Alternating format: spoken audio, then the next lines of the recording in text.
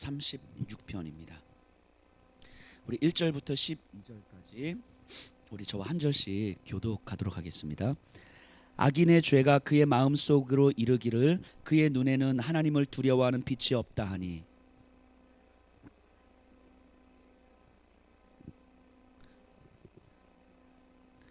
그의 입에서 나오는 말은 죄악과 속임이라. 그는 지혜와 선행을 그쳤도다.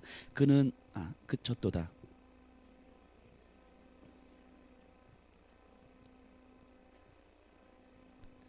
여호와여, 주의 인자하심이 하늘에 있고 주의 진실하심이 공중에 사무쳤으며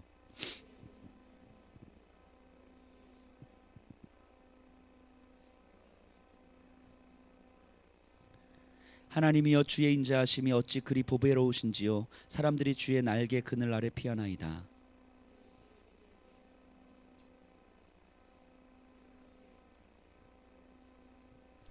진실로 생명의 원천이 주께 있사오니 주의 빛 안에서 우리가 빛을 보리이다.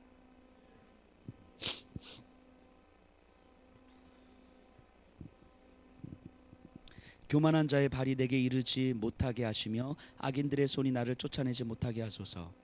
악을 행하는 자들이 거기서 넘어졌으니 엎드러지고 다시 일어날 수 없으리이다. 아멘.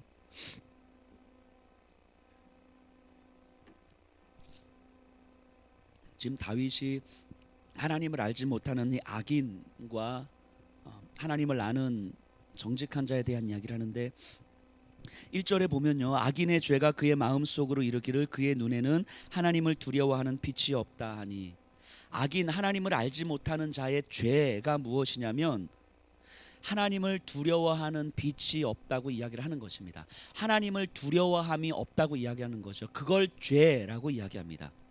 다윗이 악인의 죄가 하나님을 두려워하지 않는 것이라고 이야기하는데, 사실 다윗이 이 시를 고백하면서 자기 주변에 있는 그 악인들, 하나님을 알지 못하는 자들을 분명히 봤겠지만 아마 자기 자신을 또한 봤을 거예요. 자기 자신도 분명히 그랬거든요. 자기 자신도 하나님을 알지 못하고 하나님을 두려워하지 않았을 때가 있었거든요. 내가 하나님을 두려워하지 않았을 때, 근데 그때 생각해 보면 자기 자신은 내가 죄인이라고, 악인이라고 생각하지 않는 거예요. 내 안에 하나님을 두려워하지 않기 때문에 내 안에 이 땅 가운데서의 정직함이 있고 이 땅 가운데서의 성실함이 있으면 괜찮은 삶이라고 생각하는 거죠. 스스로 악인이라고 생각하지 않는 거예요. 자기도 분명히 그랬어요. 하나님을 두려워함이 없는 거예요. 그래서 2절에 보니까 그가 스스로 자랑하기를 자기의 죄악은 드러나지 아니하고 미워함을 받지도 아니하리라 함이로다. 그러니까 여기서 악인, 죄라고 하는 거, 우리가 누구 봐도 저 나쁜 놈, 이런 사람이 아닌 거예요. 그냥 정직하게 성실하게 살아가는 사람들을 의미할 거예요. 그러니까 내 죄가 드러나지도 않을 뿐더러 내가 미움을 받을 일도 없는 거죠. 일상적으로 자기도 그랬거든요. 자기도. 그 5절에 근데 넘어가서 보니까요, 여호와여, 주의 인자하심이 하늘에 있고 주의 진실하심이 공중에 사무쳤나이다. 인자하심이 하늘에 있고 주의 진실하심이 공중에 사무쳤나이다. 이건 뭐냐면 모든 것을 다 감찰하신다라는 의미예요. 공중에 있고 하늘에 있습니다. 모든 것을 다 감찰하신다. 자기 스스로 내가 악인이라고 생각하지 않으면서 살아가는 그 삶에서 어느 순간 모든 것을 감찰하시는 그 하나님 앞에 딱 섰을 때 내 안에서 그 이전에 하나님을 두려워함이 없었던 내 모습이 보이기 시작하는 거죠. 하나님을 두려워하지 않았던 내 모습이 이제 보이기 시작하는 거예요. 왜냐하면 그 하나님의 눈은, 하나님의 인자하심은 모든 것을 다 감찰하시기 때문이죠. 그리고 넘어가서 9절로 넘어가서 보니까 진실로 생명의 원천이 주께 있사오니 주의 빛 안에서 우리가 빛을 보리이다. 생명의 원천이 주께 있사오니 주의 빛 아래에서 우리가 빛을 보리이다. 생명이 주 안에 있음을 이제 깨닫게 되는 거죠. 그럼 바꿔 말하면 그 전에는 나에게 생명이 있다 없다? 없었다라는 것을 알게 되는 거예요.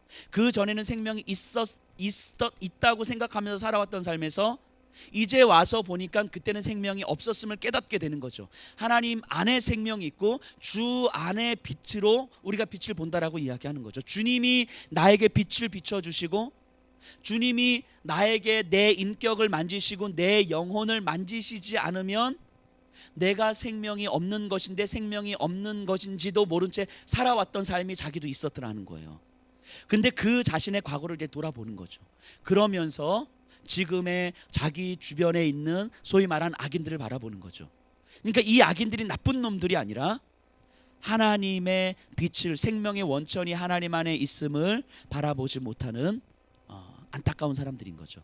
근데 이것을 다윗이 자기 자신에게로 들여다봤을 때 스스로가 저는 참 많은 위로를 받았겠다 하는 생각을 하게 됩니다. 다윗의 삶이 우리가 아는 것처럼 참 많은 질곡이 많은 삶 아니었습니까? 고난도 많은 삶이었고 심지어 자기 아들에게도 배신당하고 부하에게도 배신당하는 그런 삶 아니었습니까? 억울하게 누명도 쓰고 그런 시간들을 쭉 지내는 가운데서 다윗이 끊임없이 확인했던 것은 무엇이냐면 나의 생명이 주 안에 있는데 주 안에 있는 생명이 나한테 계속 비춤으로 말미암아 하나님의 생명으로 나타나는 하나님이 원하시는 삶이 내 안에서 만들어지고 있음을 점점 보게 되는 거겠죠. 그리고 지금까지 아마 왔을 거예요. 그리고 나서 하나님께서 나의 생명의 근원 되셨다라는 것이 나에게 그냥 단순하게 생명이 하나님께 있습니다가 아니라 그 생명이 나에게 와서 나로 하여금 하나님의 생명이 원하는 방식으로 나를 만들어가는 과정이었구나라는 것을 깨닫게 되는 거죠. 이게 다윗이었을 거예요. 본인이 경험하고 있는 고난과 본인이 맞닥뜨리고 있는 상황과 본인이 만났던 모든 사람들 가운데서 이것이 사실 알고 보면 그 전에 하나님을 알지 못했던 생명 없는 삶에서 생명 있는 삶으로 넘어오면서 생명 있는 삶이 만들어가는 삶의 방식들이었겠다. 나를 만들어가는 삶의 방식들이었겠구나. 하나님께서 원하시는 삶이 무엇인지를 만들어갔던 삶이었겠구나라는 것을 고백하게 됐을 거예요. 요셉의 모습을 한번 떠올려 봅니다. 요셉의 모습. 요셉이 형들이 있고 아버지가 있는데 요셉이 밉상이었던 삶이었잖아요. 요셉이요. 그래서 형들한테 미움을 받잖아요. 이게 미움 받을 만한 짓을 한 거죠. 뭐 고자질도 하고 뭐 이렇게. 어느 날은 형들이 양을 치러 가 있는데 아버지가 요셉으로 하여금 형들이 어떤지 보고 와라라고 시킵니다. 그 양을 치러 가는 과정이 어떻습니까? 거기 먼지 구덩이에서 살아가야 되고 막 땀 흘리면서 살아가도 굉장히 힘겨운 노동을 하는 현장이잖아요. 형들이 이제 양을 치는 장치는. 그런데 요셉이 형들의 안부를 물으러 가는데 옷을 입고 가는데 어떤 옷을 입고 가요? 어떤 옷을 입고 가죠? 채색 옷을 입고 가죠. 채색 옷은 굉장히 값비싼 옷이에요. 그러니까 우리가 농촌 가서 농민 어르신들 이렇게 일하는데 제가 넥타이 딱 매고 이렇게 간다는 건 무슨 의미겠어요? 나 일 안 해. 뭐 이런 의미 아니겠어요? 그 밉상이죠. 그런 사람이 밉상이죠. 요셉이 그러고 간 거예요. 그러니까 형들 그 먼지 구덩이에서 이렇게 일하는데 아버지의 심부름 가서 가는데 채색으로 이렇게 간 거예요. 이 말은 뭐예요? 나 일 안 해 뭐 이런 거겠죠. 나는 아버지 심부름 가서 그냥 형들 어떤지 보고 그냥 가는 거야. 이런 거죠. 그러니까 이게 그냥 요셉의 정서였을 것 같아요. 그냥 그렇게 야곱이 그렇게 키웠을 테니까 요셉의 잘못은 아니겠지만 요셉은 남들의 고통과 남들의 고난과 남들의 땀과 남들의 수고를 이해할 만한 정서가 없었던 사람이었어요. 그 남들이 흘리는 눈물을 충분하게 공감할 만한 사람이 아니었단 말이죠. 하나님이 뭐 꿈을 주셔가지고 이렇게 꿈을 이야기했지만 물론 하나님으로부터 무언가를 받은 것 같지만 이게 정확하게 뭔지는 몰랐을 거예요. 그러니까 좀 더 과장해서 이야기를 했겠죠. 그 첫 번째 볕단이 이렇게 절하는 꿈을 꾸고 나서 두 번째 해, 달, 별 아버지와 어머니도 나를 위해서 절하더이다. 뭐 이렇게 뭔가 계속 과장하고 왜곡하면서 자신이 꾼 꿈을 막 말하는. 그러니까 다른 사람들이 내 말을 어떻게 들을까를 신경 쓸 만한 공감 능력이 전혀 없는 사람인 거죠. 그냥 자기 잘난 맛에 자기 의를 드러내는 삶을 그냥 살았던 사람이 아마 요셉이었을 거예요. 근데 그 요셉을 하나님은 치시기 시작하잖아요.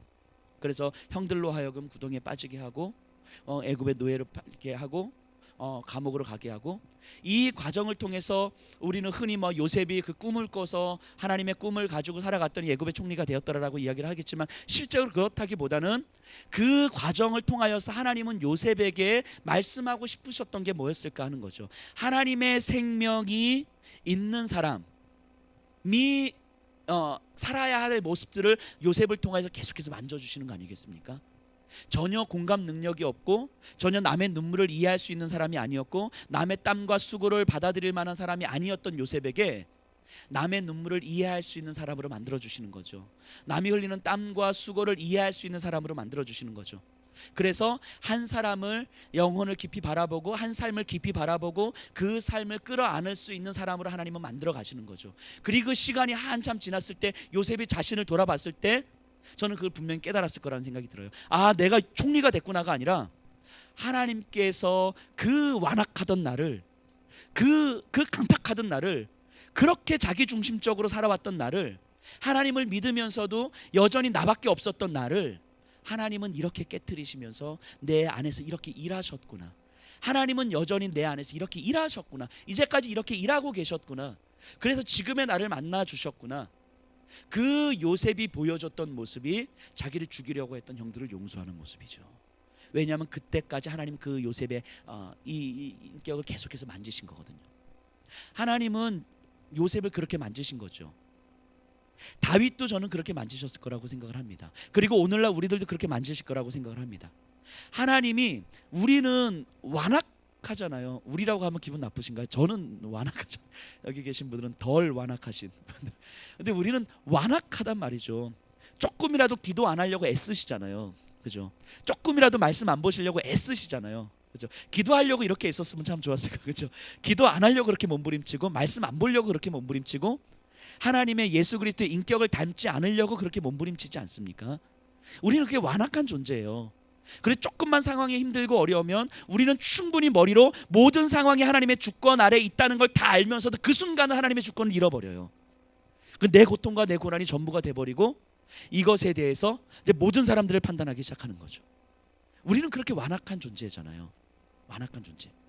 그런데요, 하나님은 그 완악한 우리들의 마음을 하나씩 하나씩 만져주셔서 나를 사용하신다, 이게 아니라 내 안에 일하셔서 나로 하여금 어느 순간 내 마음을 하나님의 생명을 품은 인격으로 만들어 가시더라 하는 거예요. 그 어느 순간 시간이 지나고 나서 보니까, 아, 내 안에서 하나님 이렇게 일하신 거구나. 내 인격을 이렇게 만지신 거구나. 내 아픔과 내 상처를 하나님은 이렇게 만지신 거구나 하는 것이 깨달아지는 거예요. 그 순간 우리에게는 예수 그리스도를 닮은 인격의 모습이 우리 삶 속에서 드러나는 거겠죠.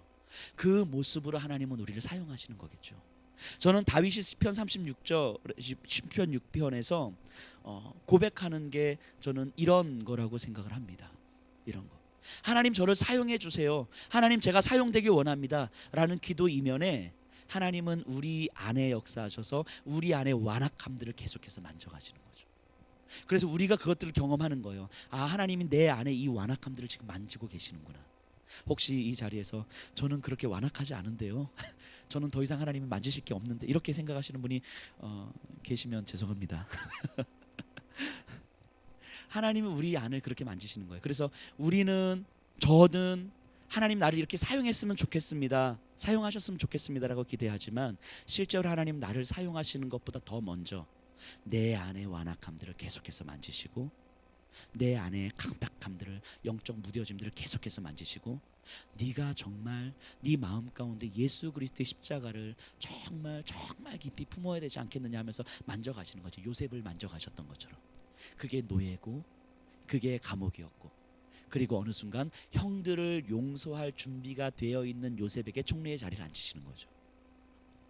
충분히 내 안에서 상처와 아픔을 넘어설 준비를 시켜주시고, 하나님은 우리를 하나님의 계획 가운데 놓아주시는 거겠죠. 그때 우리가 이렇게 고백할 수 있을 것 같아요. 정말 진실로 생명의 원천이 주께 있음을 내가 이제 알겠습니다. 생명의 원천이 주께 있고, 그 생명이 나를 이렇게 만들어 가고 있음을 알겠습니다. 그래서 내가 정말 예수님 믿었습니다, 하나님 예배 드립니다, 이게 아니다라고 하는 거죠.